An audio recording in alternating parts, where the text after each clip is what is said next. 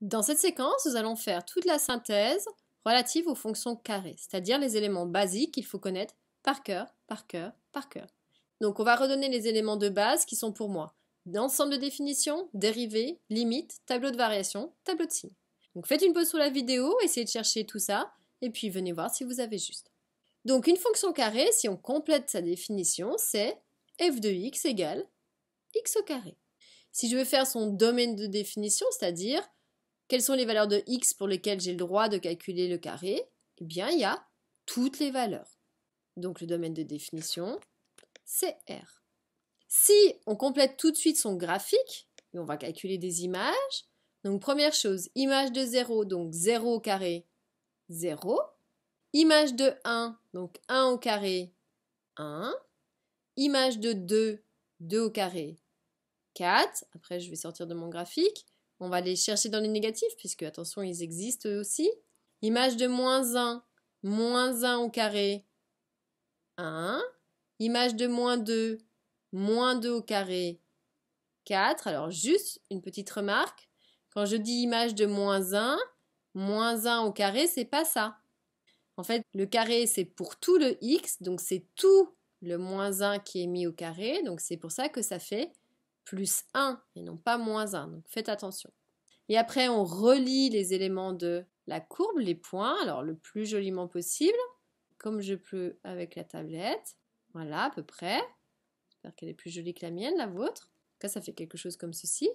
Pour être plus précis, il faudra avoir plus de points, encore et toujours. Ensuite, on va rappeler la dérivée. F' de x, dérivée de x au carré, 2x. Après, on va regarder les limites. Limite de f de x lorsque x tend vers plus l'infini. Donc, x tend vers plus l'infini, direction vers la droite. Donc, le f de x, le y, il a tendance à monter. C'est-à-dire aller aussi vers plus l'infini. Donc, ici, on écrit limite de f de x lorsque x tend vers plus l'infini qui vaut plus l'infini.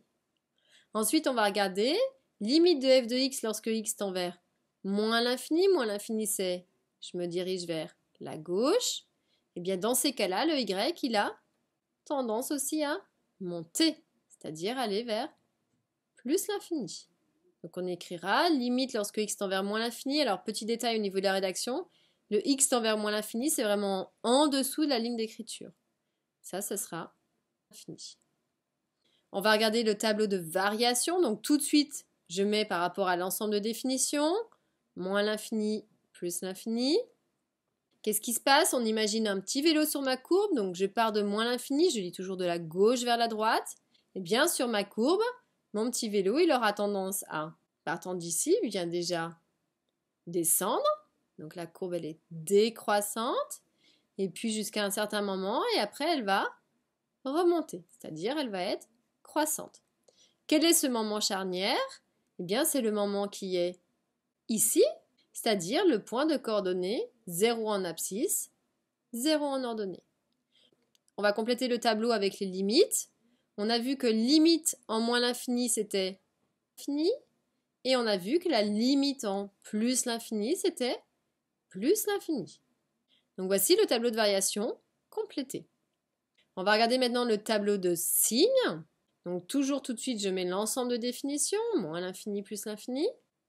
Donc quel est le signe, c'est-à-dire est-ce qu'elle est positive, négative ou nulle? Première chose qu'on doit toujours regarder pour le signe, c'est le moment où f de x égale 0. C'est-à-dire quand est-ce que x au carré il vaut 0?